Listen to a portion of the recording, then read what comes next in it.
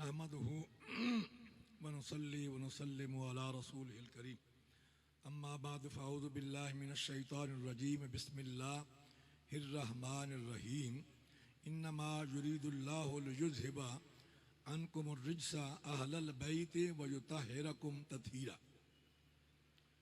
हज़रात सादात किराम, मशाइख़-उज़्ज़ाम, उलमाए किराम, आज की ये अज़ीम शान इज़्ज़त रसूल व बतूल 10वीं कॉन्फ्रेंस, जिसमें आप तमाम अहबाब शरीक हैं, मैं इसके अज़ीम शान इनेकाद पर हुज्जतुल इस्लाम पीर सैयद मोहम्मद इरफान शाह साहब मशहदी और जनाब मियाँ अब्दुल खालिक साहब सज्जादा नशीन आस्ताना आलिया बरचुंडी शरीफ को खिराज तहसीन पेश करता हूँ। हज़रात गिरामी, मैंने जो सैयद मुहज्जुद्दीन शाह साहब गुफ्तगू करके गए हैं, मैंने जो मेरे बारे में उन्होंने बात की है, ये बात मैं कल कह चुका हूँ, अभी आपको अर्ज करता हूँ। एक दो बातें और सुन लें उससे पहले। दुनिया में जितने भी खानदान हैं, दुनिया में जितने भी खानदान हैं, उनकी निस्बत नीचे से लेके ऊपर तक कोई पता नहीं। दुनिया में एक वाहिद खानदान है जो आले रसूल का है, जिसकी निस्बत नीचे से लेके ऊपर तक, यानी हुजूर से लेके हजरत आदम अलैहिस्सलाम तक, जिसके बारे में आरिफ रूमी कहते हैं कि इस्म नूरो, जिस्म नूरो, जान नूर, जिक्र नूरो, फिक्र नूरो, इरफान नूर। और इसके आगे एक शेर है, दस्त नूरो, पाए नूरो, कद नूर, अब नूरो, उम्म नूरो, जद नूर। अब नूरो, उम्म नूरो, जद नूर। अभी भी या रसूलल्लाह, आपके हाथ मुबारक का भी नूरुन ला नूर है, पाँव मुबारक का भी नूरुन ला नूर है, और आपका कद अनवर जो है वो भी नूरुन ला नूर है, और आपके वालिद गिरामी जो है वो भी नूरुन अला नूर है, और आपकी वालिदा मोहतरमा जो है वो भी नूरुन अला नूर है। और ए प्यारे आका, आपकी तमाम जद जो है वो नूरुन अला नूर है, आपकी तमाम जद नूरुन अला नूर है। और आला हजरत ने इसको आगे बढ़ाते हुए वो कहते हैं कि आका तेरी नस्ल पाक में है बच्चा बच्चा नूर का, तेरी नस्ल पाक में है बच्चा बच्चा नूर का, तू है ऐने नूर तेरा सब घराना नूर का, तू है ऐने नूर तेरा सब घराना नूर का। हज़रात गिरामी कदर, ये 4-5 दिन पहले हुजूर दाता गंज बख्श अली अजमेरी के मज़ार मुक़द्दस पर उर्स शरीफ की हाज़िरी थी, और आखिरी दिन, चूँकि पिछले कई साल से मुसलसल आखिरी दिन, आखिरी नशिस्त की मेरी सदारत होती है, और मुझसे बड़े पैगाम आए। मुझे कहा गया जनाब एजेंसियों की तरफ से और हुकूमत की तरफ से कहा जा रहा है कि पीर साहब जो है वो ना जाए दाता साहब, क्योंकि बहुत बड़ी थ्रेट है, और अगर पीर साहब गए तो नुकसान हो सकता है। मैंने कहा मैं सैयद हूँ, मैं सैयद हूँ, मेरे जद्दे आला हजरत अमीर मिल्लत आप फरमाया करते थे, ये लाहौर के बिल्कुल करीब की बात है, आज हम वहाँ 4 प्रोग्राम करके आए बॉर्डर के इलाके में। वहाँ लाहौर में आप तशरीफ फरमा थे, वहाँ से कुछ मुरीद आए, उन्होंने कहा जी आपका वहाँ प्रोग्राम रख रहा है। ये तरन तारा का इलाका है, बॉर्डर से आगे तरन तारा का, अब वो हिंदुस्तान में है। तो हजरत साहब ने कहा कि ठीक है। मुरीदों ने कहा कि जनाब हम आपको अकेले नहीं जाने देंगे, क्योंकि वहाँ मुसलमान बहुत कम है, हिंदू और सिख ज्यादा है, और हमें फिक्र है कि वो आपको तकलीफ पहुंचाएंगे। तो मैं इख्तिसार से अर्ज करूं, मेरे जद्दे आला ने फरमाया कि मैं सैयद हूं, जो सैयद है वो डरता नहीं, और जो डरता है वो सैयद नहीं। आपने फरमाया मैं जाऊंगा और अकेला जाऊंगा। पहले अगर ये बात ना करते तो मैं तुम्हें ले जाता, लेकिन अब तुमने ये बात की है तो मैं अकेला जाऊंगा। आप अकेले गए, वहां रात को वाज किया। सुबह गांव का जो नंबरदार था वो हिंदू था, उसके 8 बेटे थे। वो आया, उसने कहा जी मैंने आपका वाज सुना है, और मैं पूछना चाहता हूं कि अगर मैं इस्लाम कबूल कर लूं तो मुझे मिलेगा क्या। स्टेज वाले तवज्जो फरमाए। अमीर मिल्लत ने फरमाया कि बाबा जी, तो जहन्नम दी आग नहीं साड़ेगी, जहन्नम की आग नहीं साड़ेगी। बाबे ने कहा जनाब सौदा कबूल है। बात हो गई, मुसलमान हो गया। घर वालों को कह दिया कि जनाब मैं मुसलमान हो गया हूँ, अगर मैं मर गया तो मुझे मुसलमानों के हवाले करना, वो मेरा कफन दफन करेंगे। चंद दिन के बाद बाबा फौत हो गया। उसके 8 बेटे थे जमा हुए। उन्होंने फैसला किया कि बाबा तो दुनिया से चला गया, अब हम अगर इसकी मैयत को मुसलमानों के हवाले करते हैं तो बरादरी में हमारी नाक कट जाएगी। इसलिए किसी को भी पता ही नहीं है कि ये फैसला हुआ है, इसलिए हम अपने मुताबिक इसका क्रियाक्रम करेंगे। वो ले गए मड़ियों में, बाबे की मैयत को रखा, आग जलाने की कोशिश की, आग नहीं लग रही। फिर बाबे की मैयत को निकाला, यानी तेल भी डाला, घी भी डाला, सब कुछ मुख्तसर कर रहा हूं ना। बाबे की मैयत को निकाला तो आग लगाई तो आग लग गई। अब बाबे को डालने लगे आग में दोबारा, बाबा उठ के बैठ गया।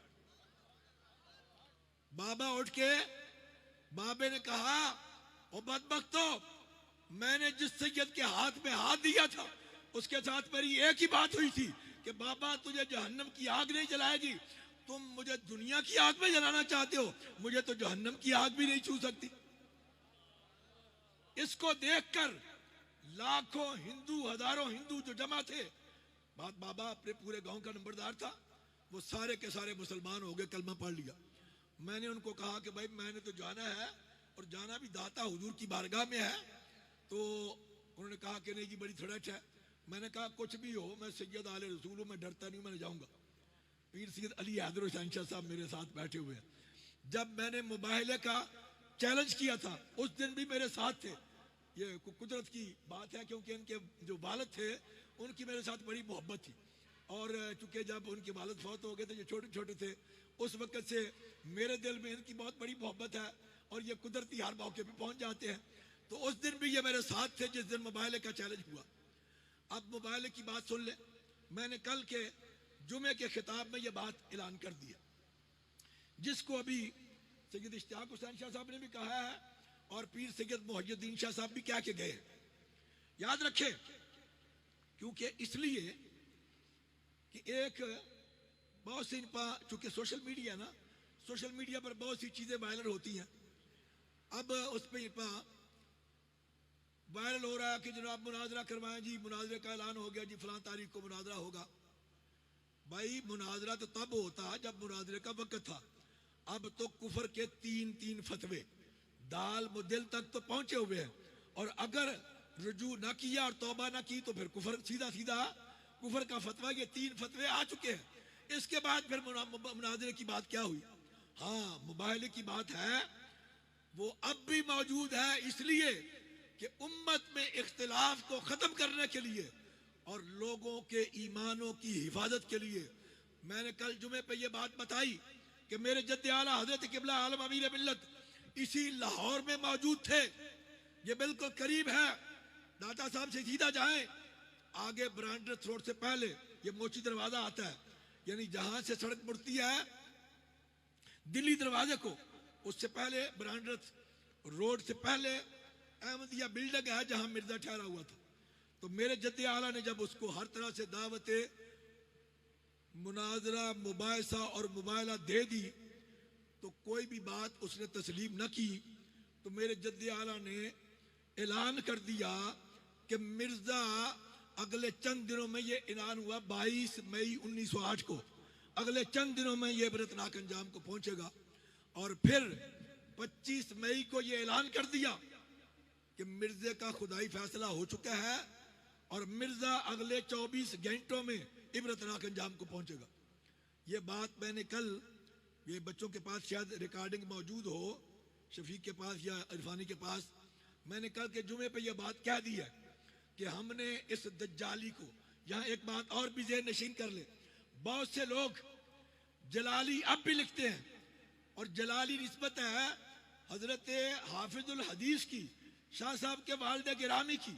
मैं ये समझता हूँ कि जब कोई बंदा मुर्तद हो जाए तो फिर उसके साथ वो निस्बत कायम नहीं रहती।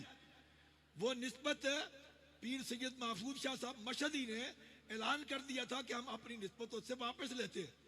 तो अब जो लोग अब भी फेसबुक या सोशल मीडिया पर उसको जलाली की निस्बत से याद करते हैं, उनसे मेरी गुजारिश है कि वो जलाली की निस्बत उस खताई की तरफ ना करें, अब उसको दज्जाली की निस्बत करें, दज्जाली की। तो ये ज्यादा मुनासिब होगा, क्योंकि वो तो एक बहुत बड़े शाखुल हदीस की निस्बत है, एक बहुत बड़े सैयद की निस्बत है, इसलिए उस तरफ ना जाए। और चंद लोगों को, कुछ लोगों को सोशल मीडिया पे बड़ा वो होता है अपने आप को जाहिर करने का, इसलिए वो सोशल मीडिया पे आके मुख्तलिफ ऐलानात करते रहते हैं। उनके ऐलान के जवाब में मैंने ये बात कह दिया कल कि उससे तौफीक तौबा छीन ली गई है। तौबा की तौफीक वक्त होता है ना हर चीज का एक, तो हमने चूंकि उसको पूरा 1.25 साल हो गया जब मोबाइल का ऐलान किया गया, शाह साहब तशरीफ लाए तो उन्होंने कहा कि जनाब मेरे कहने पे एक दफा फिर उसको मुनाजरे का चैलेंज कर दें, तो फिर मुनाजरे का चैलेंज किया, उसका भी इंतजार किया, फिर जवाब आ गया। मैं 1 महीना मैंने ऐलान किया था, तो मैं 1.5 महीना बल्कि 2 महीने यहाँ पाकिस्तान में रहा उस ऐलान के बाद। उसके बाद फिर मैं यहाँ से लंदन गया। अब मैंने ये कल ऐलान कर दिया है कि आप बिल्कुल फिक्र न करें, कौम मुतमईन हो जाए, क्योंकि उससे तौबा की तौफीक छीन ली गई है और उसका हशर जो है वो अनकरीब आप देखेंगे, दुनिया देखेगी, आप भी देखेंगे और दुनिया भी देखेगी। और मैंने ये बात कल कही है जुमे के मौका पर कि ये ऐसे न समझना मेरी इस बात को, ये एक सैयद की बात है, ये एक सैयद की बात है। जब अमीर मिल्लत को कहा गया जनाब आपने इतनी बड़ी बात कह दी है, अगर पूरी ना हुई तो फिर क्या हुआ? अमीर मिल्लत ने फरमाया मेरे आका मेरे साथ मौजूद थे जब मैं कह रहा था, हुजूर के फरमान के मुताबिक कह रहा था, तुम देखना अपनी आंखों से मेरी जुबान से निकला हुआ एक एक लफ्ज मेरा रब पूरा फरमाएगा। इसी तरह मैंने कल कह दिया है कि तुम देखना मेरी जुबान से निकला हुआ एक एक लफ्ज मेरा रब पूरा फरमाएगा। और इस दज्जाली का हशर जो है तुम खुद देखोगे, कुत्ते की मौत मरेगा, कुत्ते की। क्योंकि याद रखो शहीदों पर भौंकना, शहीदों पर भौंकना ये बड़ा महंगा होता है। और चूंकि और शहीदों से पंगा लेना ये उससे भी बड़ी बात है।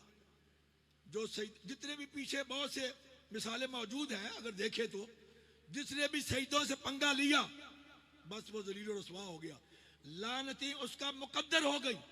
इसने भी शहीदों से पंगा लिया, एक नहीं सैकड़े हजारों और लाखों सैयदा के जो गुलाम हैं, क्योंकि हमारी जद्दा है, हमारा हक बनता है उनकी इज्जत और अजमत और हिफाजत के लिए मैदान में निकल के खड़े होना। मैंने कई मरतबा ये बात कही है कि अंदर बैठ के सोशल मीडिया पे अपनी बातें वायरल करना ये कोई मर्दानगी नहीं होती। मर्दानगी ये है कि अगर तुम्हें जुर्रत है तो मैदान में आओ। मुनाज़ा का वक्त तो खत्म हो गया, मोबाइल का वक्त है, सिर्फ इसलिए कि कौम को पता चल जाए कि हक इधर है, हक इधर है और सच इधर है। इसलिए सिर्फ कौम का ईमान बचाने के लिए और उन पीरों और 2 नंबर सईदों और मौलवियों का ईमान बचाने के लिए, मैं 2 नंबर इसलिए कह दिया ना, लेकिन ईमान तो सबका एक ही होता है ना, ईमान बचाने के लिए ये बात मैं कह रहा हूं। हज़रत गिरामी कदर, चूंकि हम सैयद आले रसूल हैं और ये फतवे जो हम पर लग रहे हैं ना कोई नई बात नहीं है, ये हमारी 1400 साल तारीख है। मेरे मौला कायनात पर भी फतवे लगे, इसलिए हम इन फतवों से नहीं डरते और हम उस अहमद रजा को मानते हैं, उस अहमद रजा को मानते हैं जो शहीदों का गुलाम था, शहीदों की इज्जत करने वाला था। आपने अक्सर वाकया सुना हुआ है कि एक शख्स पालकी पे आप पालकी पे सवार जा रहे हैं, एक सैयदादा उस पालकी को उठाए हुए है, आपने पालकी रुकवा दी थोड़ी दूर जाके, फिर पूछा कि सैयद कौन है, बताया गया कि ये सैयद है, आपने कहा हाथ जोड़ के इस तरह से। और एक वाकया आपके जो जानशीन है पाकिस्तान में मुहद्दिस आजम मौलाना सरदार मोहम्मद साहब, इनका एक वाकया सैयदजादे ने खुद बताया, मैं अब उनका नाम नहीं लेना चाहता। उन्होंने कहा कि मैं भी शागिर्द था, पढ़ता था, और हर शागिर्द की ये कोशिश होती है और उसमें ये बात होती है कि मैं अपने उस्ताद की खिदमत करूं। वो कहते हैं कि मैंने आपके जूते पकड़े और जनाब ला के सामने रख दिए, आप पहचानते थे। आपने फरमाया कि शाह साहब ये आपने क्या कर दिया, इस तरह हाथ जोड़ के, शाह साहब ये आपने क्या कर दिया। और फिर वो कहने लगे कि शाह साहब आप कहें कि मैंने माफ़ कर दिया। अब शाह साहब इसरार कर रहे हैं कि जनाब नहीं, मैं, आप तो उस्ताद हैं, आप सैयद हैं, अपना जनाब हमारे उस्ताद हैं, शाखुल हदीस हैं। उन्होंने कहा शाह साहब मैं जो कुछ भी हूँ, आप तो सैयद आले रसूल हैं। हुजूर ने अगर मुझसे पूछ लिया ऐ सरदार मोहम्मद तुम्हें मेरी आल ही मिली थी जूते उठाने के लिए, तो मेरे पास जवाब क्या होगा। तो हम उस अहमद रजा के मानने वाले हैं, इसलिए इन फतवों से न डरा करें और मौलवियों के पीछे न लगे, अपने ईमान को बचाएं। और ईमान तभी बचेगा जब किसी साहिब निस्बत से, अल्लाह के बंदे से, इन सैयदों से कामिल निस्बत कर लेंगे, आपका ईमान महफूज हो जाएगा। वक्त ज़्यादा नहीं है कि मैं ज़्यादा तफसीलात में जाऊँ। अल्लाह ताला मेरी आपकी आज की इस हाज़िरी को अपनी बारगाह में कबूल मंजूर पाए। कल की इंशाअल्लाह वीडियो जो है वायरल होगी, सबको ये बात पता चल जाएगी।